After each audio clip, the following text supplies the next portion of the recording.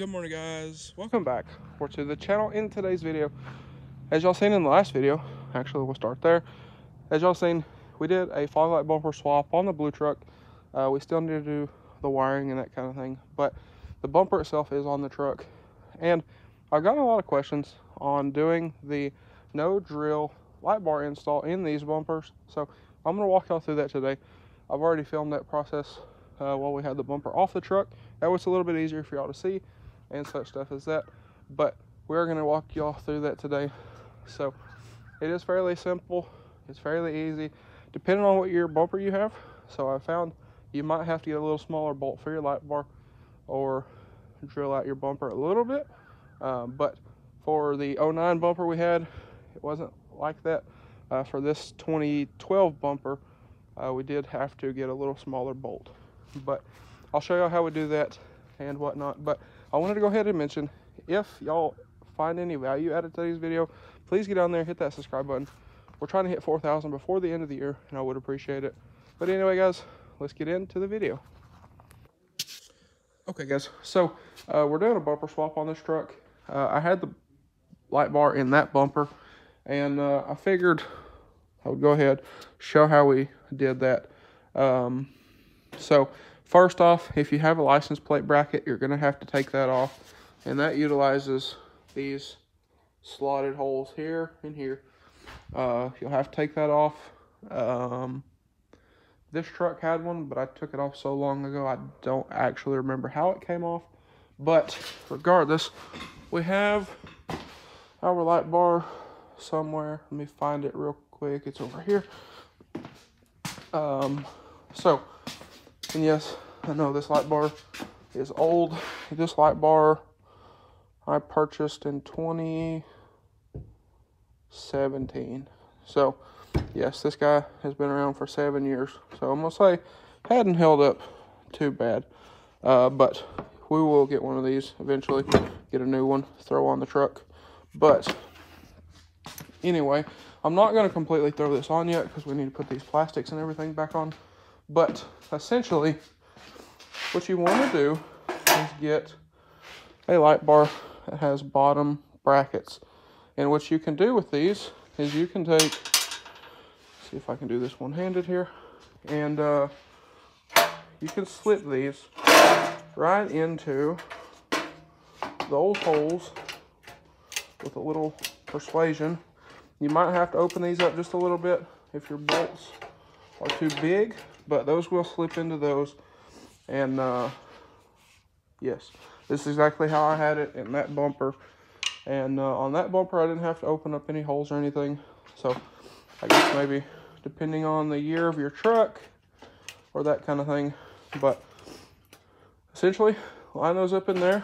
You want to get your light bar centered in there, and then take it back out, tighten these up completely, and there you have it. So I'm going to set this to the side for right now, because like I said, we need to put all these plastics on, and that will go through the holes in this plastic piece. So anyway, I'm going to get these all put back together, get this bumper put back together, ready to go on the truck. I figured y'all don't have to take the bumper off to do this. I did it on the other bumper, so just so y'all know that. But yes, these were a little bigger slots, so maybe that's the difference. I don't really know. But anyway, I'm going to throw the lower valence back on and show y'all what it looks like. So it's fairly simple. It really is. And again, you don't have to take the bumper off to do this. We're doing a bumper swap to a fog light bumper. So that's why we're doing this. But anyway, like I said, I'm going to get this thing all put back together, and I'll show y'all what we're looking like. All right, so I took a larger drill bit and just kind of opened these up just a little bit, and there we have it. So you can see there, this, with having these bottom mount brackets, you can put these exactly where they need to be and whatnot. So we got the light bar in there. It is nice and centered up, and well, we need to put the bumper brackets back on, and I believe then we will be good to go. But there you can see it. all mounted up in there and whatnot. Now this is I believe a 20-inch light bar or a 21 or something like that, but it fits perfect in there and whatnot. So anyway, we'll get the bumper brackets back on here and throw this on, and then I've already got my wiring ran. We need to put another just pulled out of the connector, but I'll show y'all how I did this on this particular truck. All right, guys, so there we have it with the light bar installed. Now I wanted to show y'all, I was going to redo this wiring real quick, but I don't really have time to do it today. So this, I don't like the way this looks, but what I did, run up through here, runs in behind this, up the fuse and relay are here and here. We can't really do nothing with this because there's not enough on here, but that goes there, and then positive runs here on the battery, and then which runs up, and then on this harness there was a secondary power which is powered in here, which I would like to redo because I don't like seeing that red wire, but that's just me. But run it in loom, crossed, and then down under the air box. We took the air box out, and then it runs down through here. You can see there, and into that grommet, into the cab of the truck, which then runs up.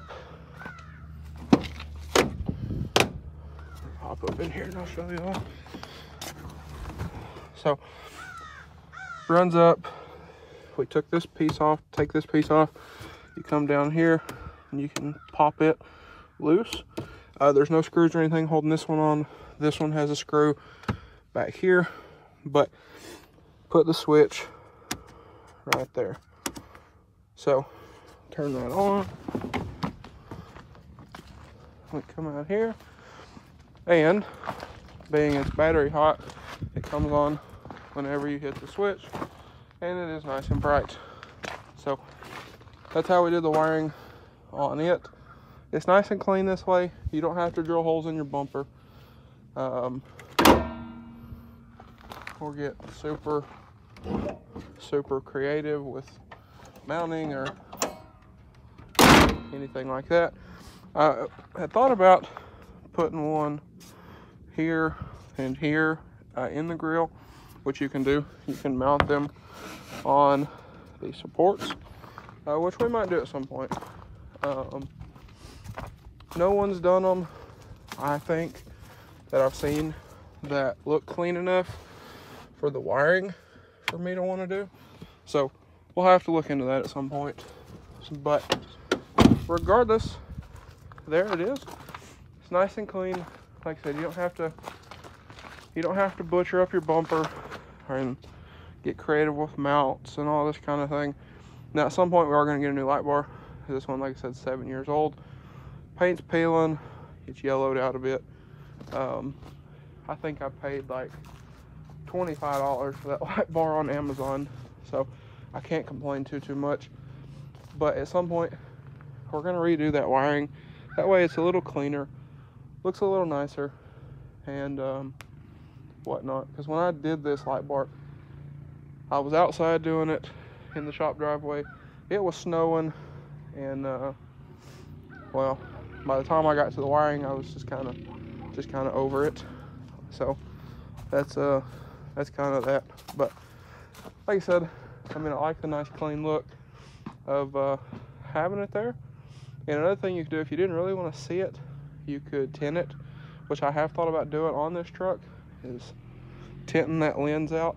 That way the chrome reflectors aren't near as noticeable. Kind of like what I did in the 300s headlights with the black bezels. So that is a possibility that we could do in the future, and just see how it looks, because I know the headlights in this, yes, this thing's filthy, but I think the headlights in this look really nice, being all black And I think from a distance on that truck, you would never be able to tell that that light bar was there if it were tinted, or some companies make blackout light bars, but they still have the individual reflectors for each LED. So anyway, guys, I think that's going to be a wrap for this one. So with that being said, if y'all enjoyed today's video or maybe found it helpful, please drop a like and comment down below. Smash that subscribe button. Thanks for watching, guys, and I hope everybody has a great day.